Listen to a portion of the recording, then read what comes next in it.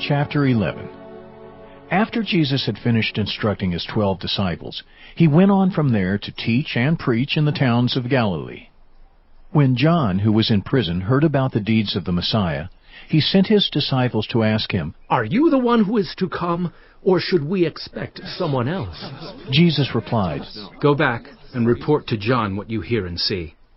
The blind receive sight, the lame walk, those who have leprosy are cleansed, the deaf hear, the dead are raised, and the good news is proclaimed to the poor.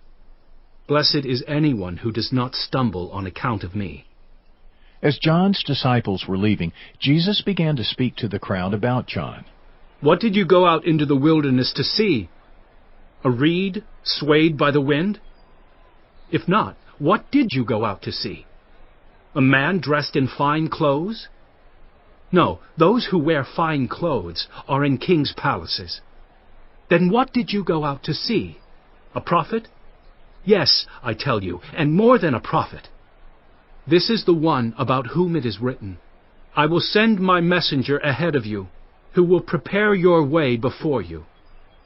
Truly I tell you, among those born of women, there has not risen anyone greater than John the Baptist. Yet whoever is least in the kingdom of heaven is greater than he. From the days of John the Baptist until now, the kingdom of heaven has been subjected to violence, and violent people have been raiding it. For all the prophets and the law prophesied until John. And if you are willing to accept it, he is the Elijah who was to come. Whoever has ears, let them hear. To what can I compare this generation?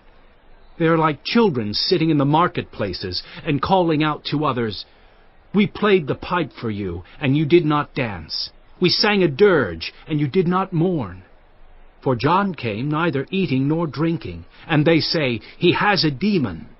The Son of Man came eating and drinking, and they say, 'Here is a glutton and a drunkard, a friend of tax collectors and sinners.'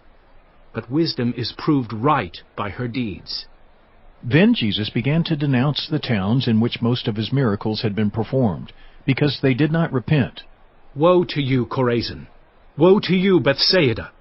For if the miracles that were performed in you had been performed in Tyre and Sidon, they would have repented long ago in sackcloth and ashes. But I tell you, it will be more bearable for Tyre and Sidon on the day of judgment than for you. And you, Capernaum, will you be lifted to the heavens? No, you will go down to Hades.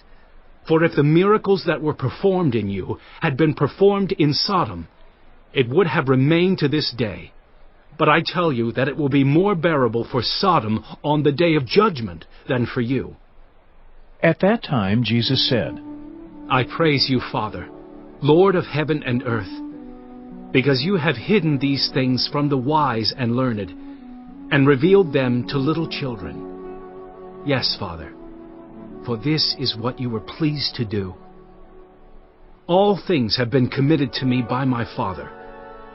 No one knows the Son except the Father, and no one knows the Father except the Son, and those to whom the Son chooses to reveal him.